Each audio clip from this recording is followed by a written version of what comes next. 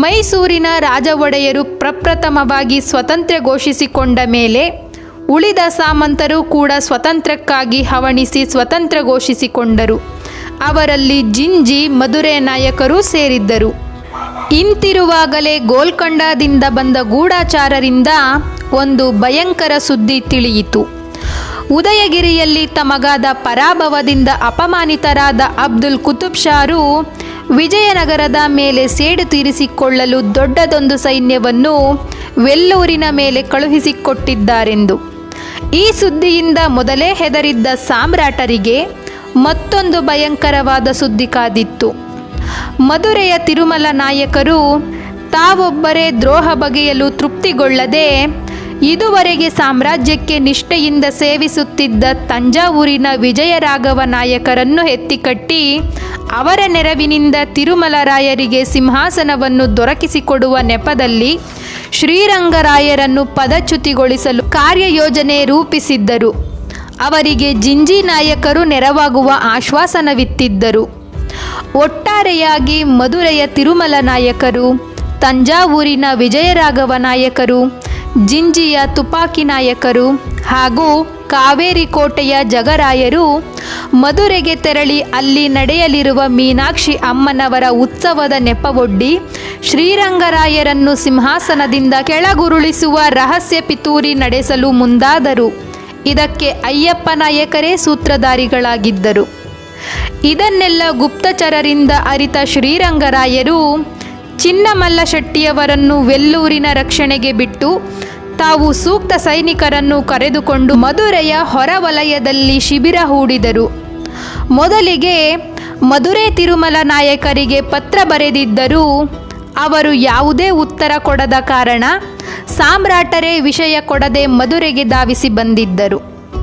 ಸಾಮ್ರಾಟರು ಮಧುರೆಯಲ್ಲಿ ಶಿಬಿರ ಹೂಡಿರುವ ವಿಷಯ ತಿಳಿದ ತಿರುಮಲ ನಾಯಕರು ಅವರನ್ನು ರಾಚೋಚಿತವಾಗಿ ಅರಮನೆಗೆ ಬರಮಾಡಿಕೊಳ್ಳಲು ಹೊರಟರು. ಆದರೆ ಸಾಮ್ರಾಟರು ಉದ್ದೇಶಪೂರ್ವಕವಾಗಿಯೇ ಅರಮನೆಗೆ ಬರಲು ಒಪ್ಪದಾದರು. ಸಾಮ್ರಾಟರು ತಿರುಮಲರೊಂದಿಗೆ ಗುಪ್ತ ವಿಚಾರವನ್ನು ಪ್ರಸ್ತಾಪಿಸಿ ಅಯ್ಯಪ್ಪ ನಾಯಕರನ್ನು ಹಾಗೂ ಉಳಿದ ಸಾಮಂತ ದೊರೆಗಳನ್ನು ಮಧುರೆಗೆ ಕರೆಸಿ ನಡೆಸಿರುವ ಸಮಾಲೋಚನೆಯ ಬಗ್ಗೆ ಮಾತು ತೆಗೆದರು. ಆದರೆ ತಿರುಮಲ ನಾಯಕರು ಯಾವುದೇ ವಿಚಾರವನ್ನು ಬಹಿರಂಗಪಡಿಸದೆ ಸತ್ಯವನ್ನು ಮರೆಮಾಡಿದರು. ಜೊತೆಗೆ ಅಯ್ಯಪ್ಪ ನಾಯಕರಿಗೆ ಪ್ರಾಣದಾನ ಮಾಡುವುದಾದರೆ ಅವರನ್ನು ಶ್ರೀರಂಗರಾಯರಿಗೆ ಒಪ್ಪಿಸುವುದಾಗಿಯೂ ಹೇಳಿದರು. ಈ ಮಾತಿನಿಂದ ಸಿಟ್ಟಾದ ಸಾಮ್ರಾಟರು ಮಾರನೆಯ ದಿನವೇ ತಿರುಮಲ ನಾಯಕರ ಅರಮನೆಯನ್ನು ಶೋಧಿಸುವುದಾಗಿ ಹೇಳಿ ಬೀಳ್ಕೊಟ್ಟರು. ಆದರೆ ತಿರುಮಲ ನಾಯಕರು ಅರಮನೆಯಲ್ಲಿದ್ದ ಅಯ್ಯಪ್ಪ ನಾಯಕರನ್ನು ಅಲ್ಲಿದ್ದರೆ ಅವರ ಪ್ರಾಣಕ್ಕೆ ಗಂಡಾಂತರವೆಂದು ಭಾವಿಸಿ ಪುನಃ ಅವರನ್ನು ಗೋಲ್ಕೊಂಡಕ್ಕೆ ಕಳುಹಿಸಿದರು. ಆದರೆ ಅಷ್ಟರಲ್ಲಿ ಗೋಲ್ಕೊಂಡದ ಸೈನ್ಯವು ವೆಲ್ಲೂರಿನತ್ತ ಸಾಗಿತ್ತು. ಮೀರ್ ಜುಮ್ಲಾ ಖಾನರು ಅಧಿಕ ಸೈನ್ಯದಲ್ಲಿ ಬಂದು ವೆಲ್ಲೂರು ಕೋಟೆಗೆ ಮುತ್ತಿಗೆ ಹಾಕಿದರು. ಇಂತಹ ಸಮಯದಲ್ಲಿ ಶ್ರೀರಂಗರಾಯರಿಗೆ ಯಾವ ಸಾಮಂತರಿಂದಲೂ ಸಹಾಯ ಹಸ್ತ ದೊರೆಯಲಿಲ್ಲ. ಇದರಿಂದಾಗಿ ಸಾಮ್ರಾಟರು ಚಿಂತಾಕ್ರಾಂತರಾದರು. ವೆಲ್ಲೂರಿನ ಕೋಟೆಯು ರಾಜ್ಯ ದ್ರೋಹಿಗಳಿಂದಲೇ ಬಾಗಿಲು ತೆರೆಯಲ್ಪಟ್ಟು ಕೋಟೆಯು ಹೆಚ್ಚಿನ ಹೋರಾಟವಿಲ್ಲದೆ ಕುತಂತ್ರದಲ್ಲಿ ಮೀರ್ ಜುಮ್ಲಾರ ವಶವಾಯಿತು. ನಂತರ ಈ ವಿಷಯವು ಸೈನಿಕರಿಂದ ಚಿನ್ನಶೆಟ್ಟಿ ಮಲ್ಲಯ್ಯನವರಿಗೆ ತಿಳಿದು ಅವರು ಕೂಡಲೇ ಶ್ರೀರಂಗರಾಯರಿಗೆ ತಿಳಿಸಿದರು. ಈ ವಿಷಯ ತಿಳಿದ ಶ್ರೀರಂಗರಾಯರು ದುಃಖಿಸಿದರು. ತಮ್ಮವರಿಂದಲೇ ಆದ ಈ ವಂಚನೆಯನ್ನು ನೆನೆದು ಯಾರನ್ನು ನಂಬುವುದು ಯಾರನ್ನು ಬಿಡುವುದು ಎಂದು ಯೋಚಿಸುತ್ತಾ ಕುಳಿತರು.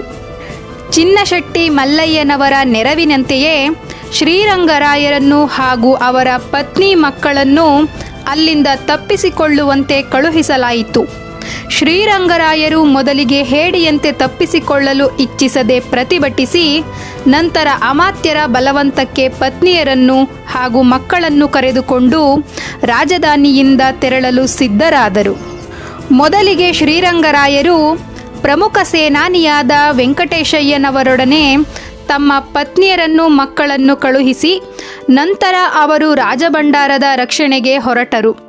ಆದರೆ ಅಷ್ಟರಲ್ಲಿ ಅರಮನೆಯ ಪ್ರವೇಶ ಮಾಡಿದ ಮೀರ್ ಜುಮ್ಲಾ ಖಾನರ ಸೈನಿಕರು ಶ್ರೀರಂಗರಾಯರಿಗಾಗಿ ಹುಡುಕಾಡಿದರು. ನಂತರ ಅಯ್ಯಪ್ಪ ನಾಯಕರು ದಾಮರ್ಲ ವೆಂಕಟಾದ್ರಿಯವರ ರಕ್ಷಣೆಗೆ ಹೊರಟು ಅವರನ್ನು ಸೆರೆಯಿಂದ ಬಿಡುಗಡೆಗೊಳಿಸಿದರು. ನಂತರ ಶ್ರೀರಂಗರಾಯರು ಅಲ್ಲಿಂದ ತಪ್ಪಿಸಿಕೊಂಡರು.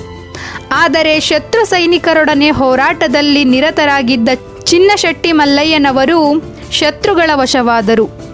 ನಂತರ ಅವರ ಮೂಲಕ ಶ್ರೀರಂಗರಾಯರನ್ನು ಪತ್ತೆ ಹಚ್ಚುವ ಕಾರ್ಯದಲ್ಲಿ ಶತ್ರು ಸೈನಿಕರು ಮುನ್ನಡೆದರು. ಆದರೆ ಅಮಾತ್ಯರು ಯಾವುದೇ ವಿಚಾರವನ್ನು ತಿಳಿಸದೆ ಸಾಮ್ರಾಟರ ಸಹೋದರರಾದ ತಿರುಮಲ ವೆಂಕಟಾದ್ರಿಯವರನ್ನು ಬಚ್ಚಿಟ್ಟಿರುವ ಜಾಗವನ್ನು ತಿಳಿಸಬೇಕಾದರೆ ತನಗೊಂದು ಖಡ್ಗ ಹಾಗೂ ಒಂದು ಕುದುರೆಯನ್ನು ಕೊಟ್ಟು ಹೊರಗೆ ಬಿಡುವುದಾಗಿ ತಿಳಿಸಿದರು. ಇದಕ್ಕೊಪ್ಪಿದ ಮೀರ್ ಜುಮ್ಲಾ ಖಾನರು ಅಮಾತ್ಯರ ಮಾತಿನಂತೆಯೇ ನಡೆಯುವುದಾಗಿ ತಿಳಿಸಿ ನಂತರ ಕುತಂತ್ರದಲ್ಲಿ ಅವರಿಂದ ವಿಷಯಗಳನ್ನು ತಿಳಿದು ಆ ನಂತರ ಸೈನಿಕರನ್ನು ಬಿಟ್ಟು ಅಮಾತ್ಯರನ್ನು ಬಂಧಿಸಲಾಯಿತು. ನಂತರ ಅವರನ್ನು ಕೊಲ್ಲಿಸಿದರು. ಶ್ರೀರಂಗರಾಯರು ಎಲ್ಲಿ ಹೋದರೆಂದು ಯಾರಿಗೂ ತಿಳಿಯದಾಯಿತು. ವೆಂಕಟೇಶಯ್ಯನವರು ಮಹಾರಾಣಿಯವರನ್ನು ಸಮೀಪದಲ್ಲಿದ್ದ ಕೋದಂಡರಾಮಸ್ವಾಮಿಯವರ ದೇವಸ್ಥಾನದಲ್ಲಿ ತಂಗಿಸಿ ತಾವು ಶ್ರೀರಂಗರಾಯರ ವಿಷಯವೇನಾಯಿತೆಂದು ತಿಳಿಯಲು ಕೋಟೆಗೆ ಹೊರಟರು.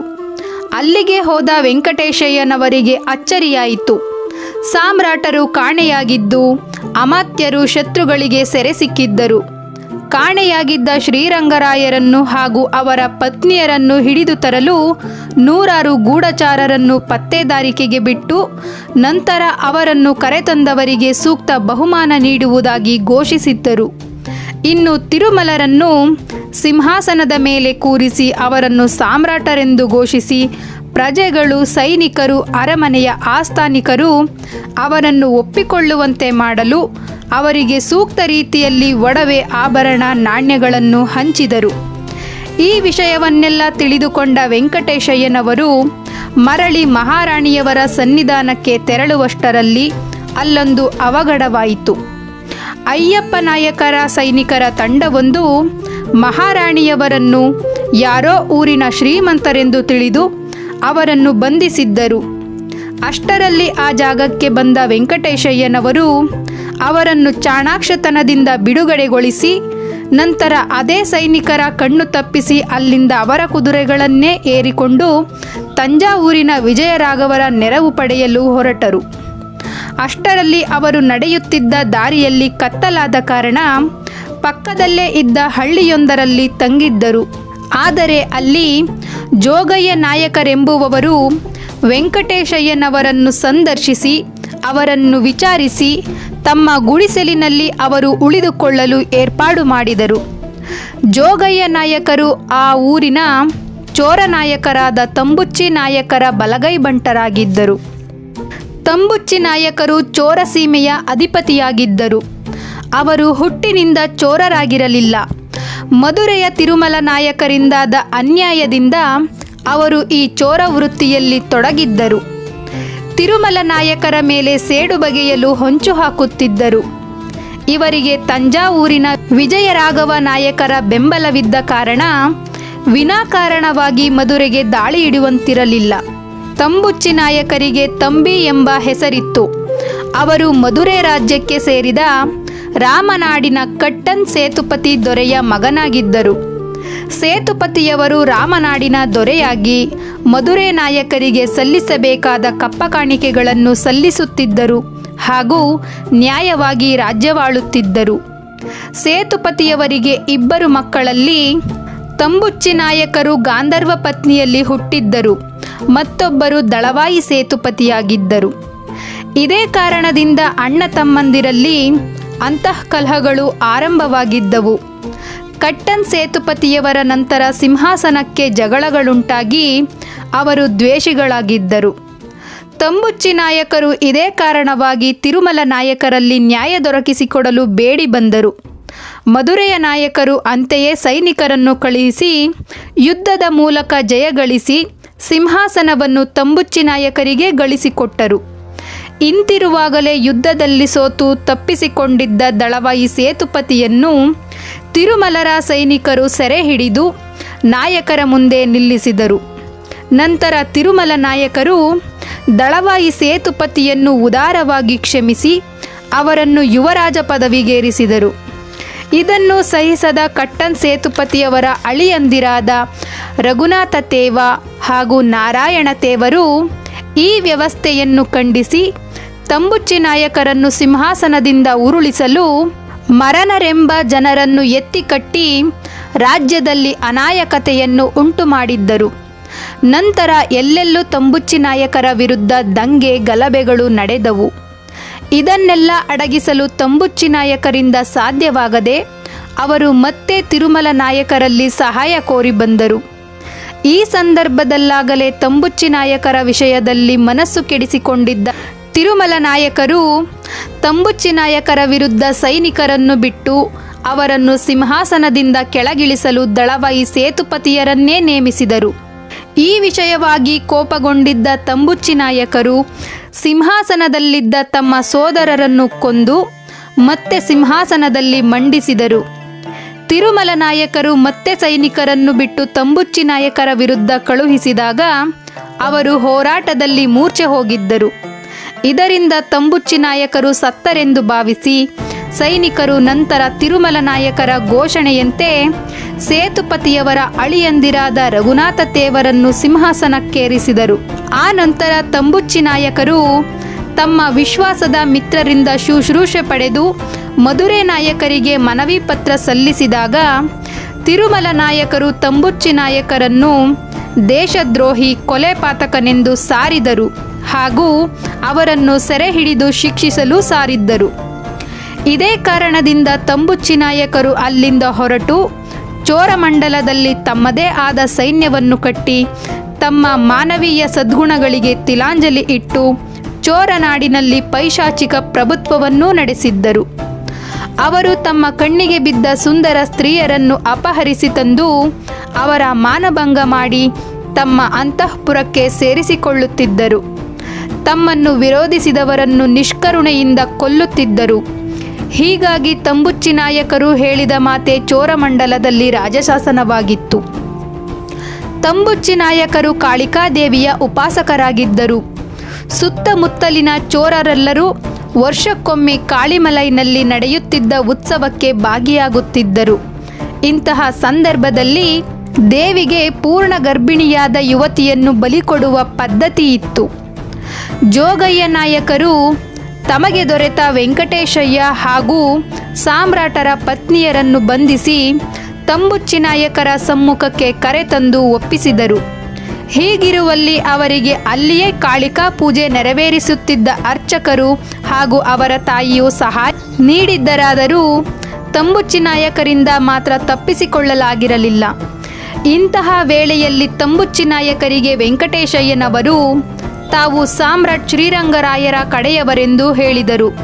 ಜೊತೆಯಲ್ಲಿದ್ದವರು ಮಹಾರಾಣಿಯವರೆಂದು ನಿವೇದಿಸಿದರು. ಆದರೆ ತಂಬುಚ್ಚಿ ನಾಯಕರು ನಂಬಲಿಲ್ಲ. ಹೀಗಿರುವಲ್ಲಿ ಇದನ್ನು ಖಚಿತಪಡಿಸಿಕೊಳ್ಳಲು ತಂಜಾವೂರಿನ ವಿಜಯರಾಘವ ನಾಯಕರಿಗೆ ಪತ್ರ ಬರೆದು ಕಳುಹಿಸಲಾಯಿತು. ಆ ಪತ್ರವು ಸರಿಯಾದ ಸಮಯಕ್ಕೆ ಅರ್ಧ ದಾರಿಯಲ್ಲೇ ಸೈನ್ಯ ಸಮೇತರಾಗಿ ತಂಜಾವೂರಿನ ದಾರಿಯಲ್ಲಿದ್ದ ಇಕ್ಕೇರಿಯ ಶಿವಪ್ಪ ನಾಯಕರ ಕೈಗೆ ದೊರೆತಿತ್ತು. ಕೂಡಲೇ ಶಿವಪ್ಪ ನಾಯಕರು ಸಾಮ್ರಾಟರ ಪತ್ನಿಯರನ್ನು ರಕ್ಷಿಸಲು ಚೋರಮಂಡಲದೆಡೆಗೆ ಧಾವಿಸಿದರು. ಶಿವಪ್ಪ ನಾಯಕರು ಇಕ್ಕೇರಿಯ ಇತಿಹಾಸದ ಸಂಧಿಕಾಲದಲ್ಲಿ ಸಿಂಹಾಸನವೇರಿದ್ದರು. ಅವರು ವೀರಭದ್ರ ನಾಯಕರ ಕಾಲದಲ್ಲಿ ಆಡಳಿತ ಸೂತ್ರಗಳನ್ನು ಕೈಗೆ ತೆಗೆದುಕೊಂಡು ದೊರೆಗೆ ನೆರವಾಗಿದ್ದರು. ಹೀಗಾಗಿ ದೊರೆಯಾಗುವ ಮೊದಲೇ ಅವರಿಗೆ ರಾಜ್ಯಾಡಳಿತದಲ್ಲಿ ಅನುಭವ ದೊರೆತಿತ್ತು. ಬಾಲ್ಯದಿಂದಲೂ ಶಿವಪ್ಪ ನಾಯಕರು ಮಹಾಪುರುಷರಾಗುವ ಲಕ್ಷಣಗಳನ್ನು ತೋರಿಸುತ್ತಾ ಬಂದಿದ್ದರು. ಅವರ ಧೈರ್ಯ ಸ್ಥೈರ್ಯಗಳು, ಸಾಧು ಸಜ್ಜನರಲ್ಲಿ ವಿನಯವು, ದೈವಭಕ್ತಿ, ದೇಶಾಭಿಮಾನಗಳು ಅವರು ಮಹತ್ಕಾರ್ಯ ಸಾಧನೆಗಾಗಿ ಹುಟ್ಟಿದವರೆಂದು ಸ್ಪಷ್ಟವಾಗಿ ಸಾರಿ ಹೇಳುತ್ತಿದ್ದವು.